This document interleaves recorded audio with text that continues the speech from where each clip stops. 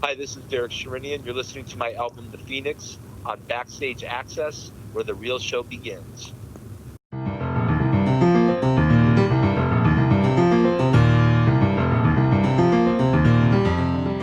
Hey, this is Chris with Backstage Access, and I am so excited to have with us here today one of the greatest keyboardists ever, King of the Keys, the Caligula of keyboards, Derek Sherinian. Welcome, Derek. Hi, Chris. Hi, Derek. How are you? I'm fine, thanks. And yourself? Oh, good. Thank you. So you've got a brand new album coming out in just a couple weeks now, The Phoenix. Could you tell us a little bit about the record and kind of how this one came together?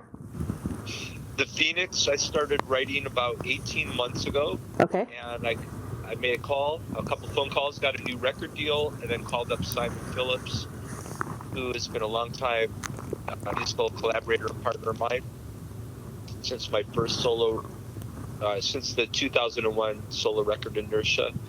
And he's done 5 other records with me since then. And we wrote the majority of The Phoenix over like a 5-day writing period. And we discussed the guest list, who we were going to have play on guitar and bass. And here we are 18 months later. The record's coming out on September 18th. Very excited. We have some amazing guests: Zach Wilde, Joe Bonamassa, Steve Vai, Bumblefoot, Kiko Loureiro, Billy Sheehan, Tony Franklin, and more.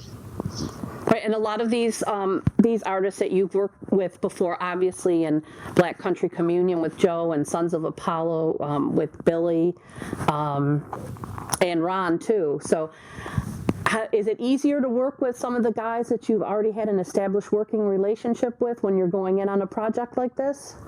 No, I mean, everyone that's involved on my records are, top players, and I would not have chosen them if I didn't think that it was going to be, smooth. I know what I'm getting with all of these people, and I'm hoping to have them shine in a different light on my records than they normally would on their own.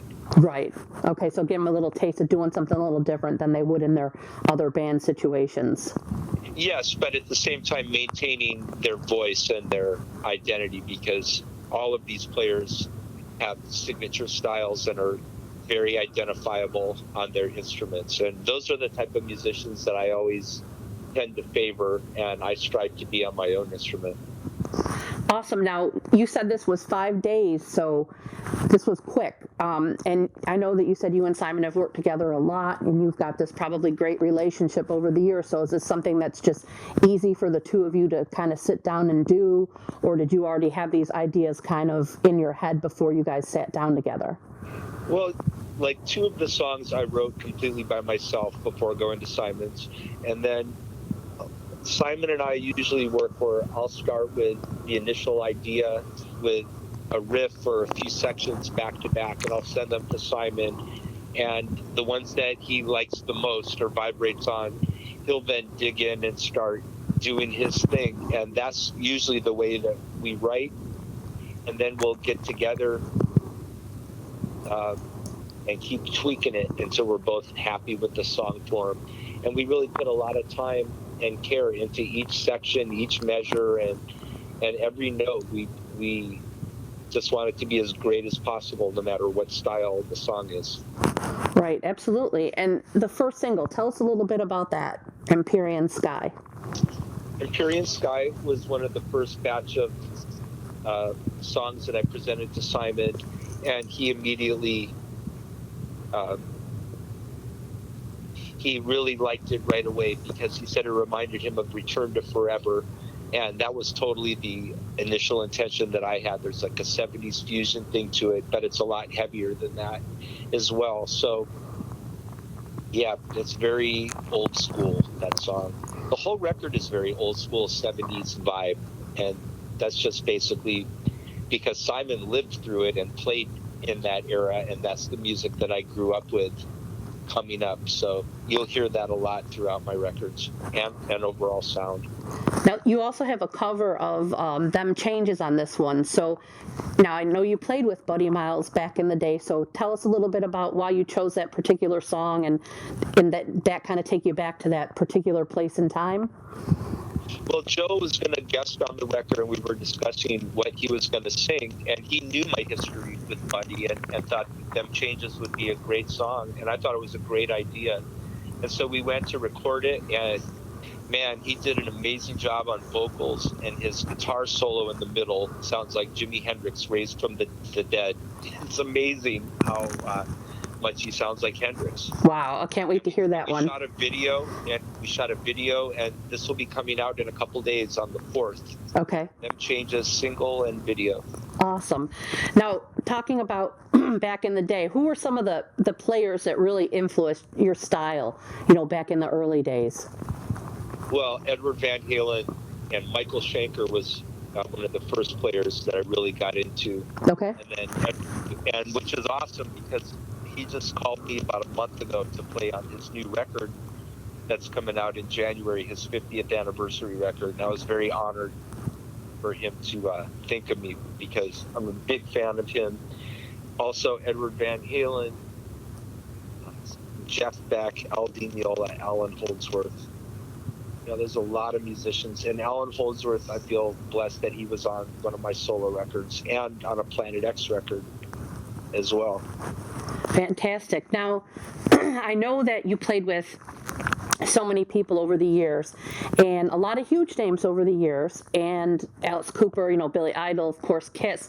So I have to ask you, how did you first get involved with Kiss back on the Revenge tour, I think it was? Because I feel like there should be a story there, because when you're talking with Kiss, there usually is some kind of story. Well, Eric Singer and I both were in Alice Cooper's band for the Trash and the Hey Stupid tour. Okay. Eric got hired to replace Eric Carr in Kiss, and then they were looking for an offstage keyboard player for the tour, and Eric recommended me, and I came in, and the first thing when I walked in for the audition, Gene Simmons says, "You look like the love child of Paul Stanley and Cher." And then he says, and then I said, okay, and then he says, "Play this, the intro to Love Gun," and I just played it on keyboards, and then he came up to me and shook my hand, and that was it. And then the next thing was, "So what kind of nickels and dimes are we looking at?" That was great.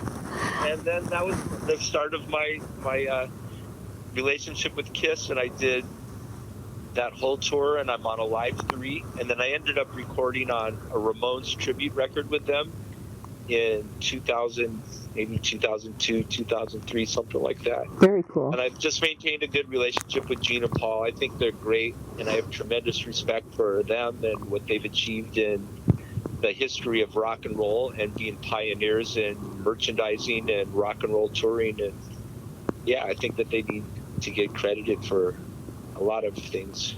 Absolutely. You've worked with so many artists, and I'm sure we could sit here and name countless names, but is there one artist that you really would like to work with, but you just haven't had the chance to do so yet? Somebody that you would just be like, yeah, I really would love to work with them on an album, or play with them on stage? Yeah, the main name that I'm always asked is Jeff Beck, and I would love to have him on one of my records or play on one of his or work with him in any capacity. I think he's a fantastic musician, and he's definitely the unicorn for me. Awesome. Now, I know this year's been difficult, for many in the music industry because everything's just kind of shut down right now. We don't know when touring's going to happen and that sort of thing. And a lot of people are falling back now and trying to do some live streams and other events. Have you considered doing anything like a live stream or any kind of one-off type event for the album release or in the future? Oh, God, I'm not planning any live stream. I might do some kind of listening party when the record comes out on the 18th. I'm not sure. Okay. I need to talk to some people and see what some things that we can do. But I'm hoping that things really clear up. We have Sons of Apollo dates in May 2021 okay. that are scheduled, and in South America in April 2021. And so first things first, let's hope that everything gets back to normal so we can all go enjoy live shows. Absolutely. Tour. And then after that, I would love to do some stuff for the Phoenix. So, but step by step. Right, absolutely. Now, it's been a while since we've had an album from Black Country Communion. Do you have any updates? What's going on with that? Have you talked to Joe about that at all? Yes, I talked to the guys, and we're definitely hoping to do one next year. I'm not sure when, but I would think that we would be in the studio next year sometime. Oh, awesome. I'm sure everybody will love to hear that too. And, you know, with such an accomplished career already, you have done so much with band situations, with your solo career. Is there anything left on your, I would say, musical bucket list here that you would like to do professionally? Yes, I would like to go out in a piano trio format with Simon Phillips and a bass player and make a record of all piano trio and then go out and tour it. Awesome, and fantastic. Eventually do that. That would be very cool. Now, I am also a piano player, nowhere near the level of you. However, I do like to ask the question of, do you have a go-to instrument that you like to always fall back on at home or when you're kind of on your own playing around with songs? I have all my keyboard instruments, so depending on the mood, it's either piano or my synth or the Rhodes or E3. It just depends on the mood. Okay, so you've got them all, and it just depends on what you want to do at the time. That's right. Oh, awesome. Well, I can't wait to hear the rest of the Phoenix, so I'm looking forward to them changes because I know that song's just going to be very cool. And that comes out, you said, on the 4th, right? Correct. Okay, cool. So we'll look forward to checking that out. And I appreciate you taking the time to fill us in with everything. And I hope that things get back to somewhat normal and we can see you out with Sons of Apollo and hopefully with the Phoenix sometime next year.